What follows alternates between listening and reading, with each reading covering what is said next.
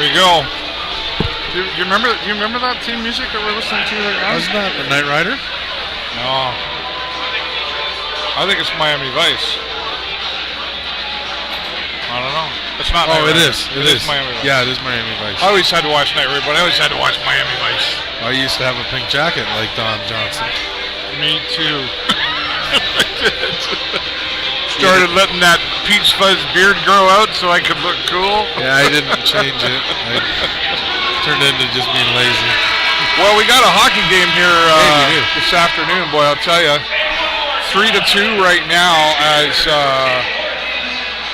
for the Sioux Greyhounds, and you know I think this is a bit of a nail biter game already. Like, and I think even before the puck was dropped, people were like, okay, how's this? It's going to go one way or the other, extreme. And right now we're kind of in the middle of it all with 3-2.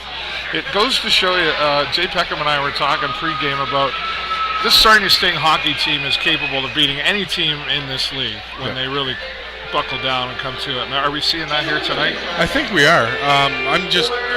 The Sioux's a late game bloomer, if you will.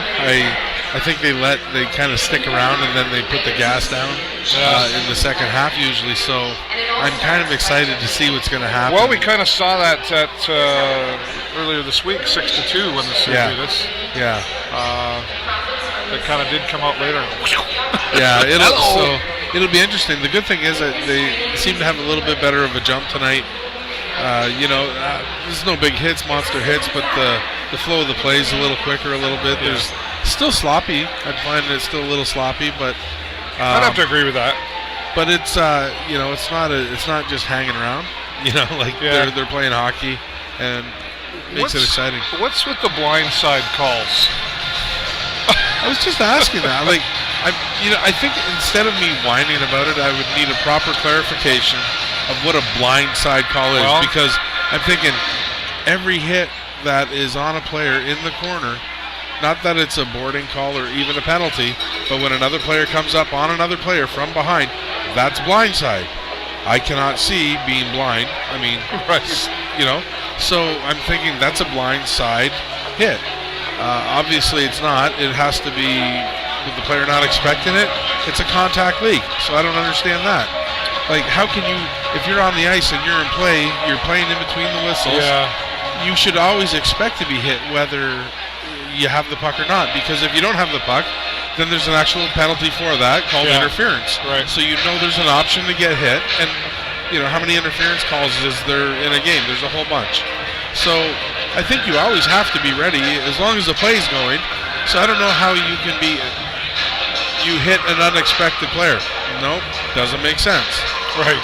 So I think it's just kind of part of that the new era of trying to fight the concussion and the big hits, and they're trying to make the game not as physical, and it saddens me because this game is a physical game, right? And it's always been a physical game.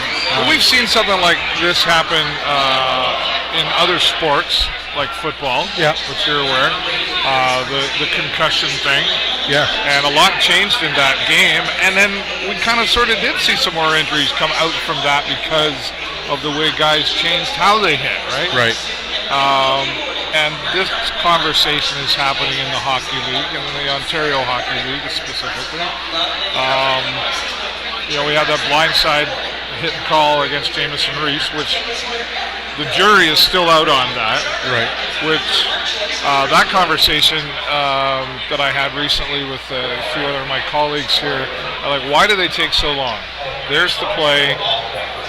I think it should be a 24-hour rule for the league. I mean, how many plays got sent in that they need their big committee to go over it? I think it should be a 24-hour, and if the league can't come out with a call within 24 hours, then you just make it a standard. It's a 2-game suspension, and away you go. Right. Obviously, if you have to overlook at it, send it to your friend, whatever they do. Like, I don't know how you can't. I could have told you within 5 minutes. Assuming I don't have my committee there, but with today's day and age and how we can get information to one another. Well, look what we're doing right now. Well, exactly. This is proof in the pudding. Yeah, why does it take so long? Yeah, so I don't know, but I don't know. I don't know that side of the game.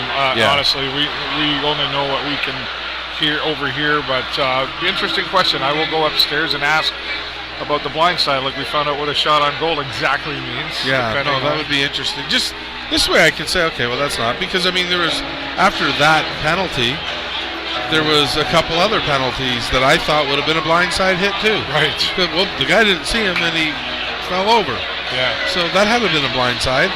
So I just, me being ignorant to that, not that I'm an ignorant person, but I mean, me being ignorant, not knowing, right? No, is just one of those things. We don't know them rules. Yeah, exactly. And I want to know, because then when I'm asked, I can speak with a little bit more educated answer. I like to say we got to be educated well enough, right? Absolutely. Well, and that's what I'll find out. We got access to that, right? So when these things come up, we can find out more. I'm just wondering, is there a conversation? And I don't know this. I haven't heard anything, but I wonder, is there a conversation that comes from the OHL to the referees and the linesmen in these things that says, hey, we want to set more of an example of this, whatever this is, so we need you to pay more attention to that. Well, it's funny you said that, because a few years back they had, remember I don't know if you were as far into hockey as you are now, but there was like an interference. So when the player dumps the puck in, and then that player was supposed to be allowed to skate by if he could, without the defenseman holding him up or tying him up. So then how it evolved. So you dump the puck past me, then all of a sudden I'm holding you up. I got an interference penalty for that. So then they started to curtail that. So then now it was whichever way if you're going to skate camera side to me as the defenseman, I'm going to turn into that way. I'm going to follow you. So now I'm still interfering, but I'm going to play the puck. So then it went to that, it evolved to that. And now it's just, you get to hit the guy a little bit again. It's just, you can rough him up a little bit, or you can kind of get in his way. And I'm still thinking you're taking away from that rule originally. And then, of course, then the ref stopped calling it. And as you've mentioned before, Jake, and then are you taking away some opportunity from the player who's looking to go up to the next level, and you're not quite... Is that one of those things that affects it too? I think so, because I'm 5'8". I'm really not, I'm not this big bruiser hockey player to stay up in a league as 6'2" men, and I'm 5'8". But you know what? Heck, I'm really speedy. Right. I'm the fastest guy on the ice every single night. So now you're taking my legs away from me, and how is that fair? Because now it's not an even playing field. Well, a guy like Franco would appreciate what you're saying. Absolutely. Right? Yeah. And then even the headshots, like when, how can you call a headshot as a hit when a 6'3" or 4" guy's going to hit Franco, who's 5'9", 5'10"? Well, he's 4 to 5 inches taller difference. Yeah. And I saw that. That's nice. Thanks for repping the Imperial. Oh, hey, there you go, an Imperial football fan, right? Nice. But how do you do? Is the big guy supposed to duck because he's little? Like, at some point, it's got to be an even playing field. If you want to play the sport, there's going to be bumps and bruises. I think what you have to penalize the blatant intentions of each rule. Was it a trip? Yeah, boom. Was it? Seems logical. Did the guy sounds so easy, Jake? Well, then just do it. And that'd be okay. Well, you know what? We've never really, and hey, referees or linesmen watching, not really putting anything down here. Never really. I'm not in that position. I'm not. Oh, I wouldn't want their job. You couldn't get me to sign up for that. Hey, it's Tom Fisher. I would love to. Maybe I should reach out. It would be great to have some referees aside out here, maybe on the show some week, and just talk to us. Tell us what are you thinking? What are you like? Not what are you thinking? I mean, what are you thinking when that goes on out there, right? Because you hear the fans. Of course, the fans have opinions. Like Jay Peckham, I'm sure he's got an opinion. We'll probably get to that when he comes back. But you hear the fans after the blind side call going, "Yeah, we know who's blind, right? You're good for nothing." Like, right? But really, there's always, I would think anyway, there's some sort of logic behind whatever they're calling. Yeah. I mean, this isn't a scam. Absolutely. This isn't a conspiracy. But there was a blindside hit tonight, right? There was a 2-minute penalty. Yeah. What made the other one? The outcome? Well, that's and that's what I mean by the intention. the intention of how blatant it was. Because it was a pretty brutal outcome right. with Jamison but Reese. Jamison Reese is hustling back. He's forechecking. His team's down. There's one guy there. He's working as hard so he has to skate as fast as he possibly can. He catches up to the other skater who has the puck, the offensive player. He catches up to him, then he comes in. He says, I'm allowed to hit in this league. So he goes and takes a hit from the side. He hits him with his near side shoulder to his chin, which would be this to this. How is that blindside? Can you see me? I'm a big guy, but yes, you can. Maybe he blinked. But you can see this also, and that's your peripheral vision. How is it? A blindside means you can't see.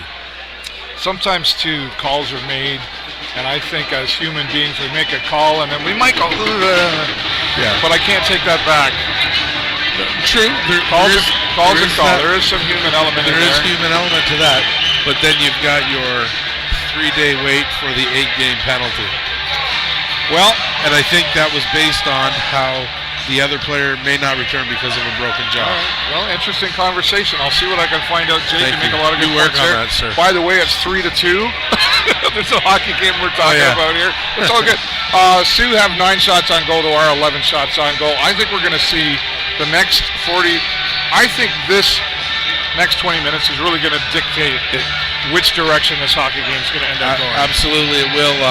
I'm just hoping our guys, they can find the legs and they've had not a huge busy weekend, but they've had a busy week. Yeah. So a couple days off here, a lot of days people are off tired. there. So hopefully they can keep their legs under them and stay busy and out there. I see we've got to go here in just a minute as the Stinger back on the ice, but I see Hugo out there, and I'm watching him. He seems really hungry tonight. He's skating. I didn't realize he could skate so fast. Right. I thought, where have you been all year, son? Franco's back there. Yeah. No, really, I think Hugo seems really hungry tonight. He's excited after the post-game interview we had with him the other day. You could tell as well. And I think we're going to see, I predict anyway. All right, 3-2 right now, favor of the Sioux Greyhounds here at the Progressive Auto Sales Arena. What will be the outcome in the next period? We'll let you know. Keep following us everywhere on our social media. And Jake Peckham will be back here to talk to us. Jake, once again, thanks. Thanks so much. I have so Stop much by fun here. See my buddy at 988 Confed. I'm still hungry from the other day. Hungry? No, I'm still full. Thank you. What he said.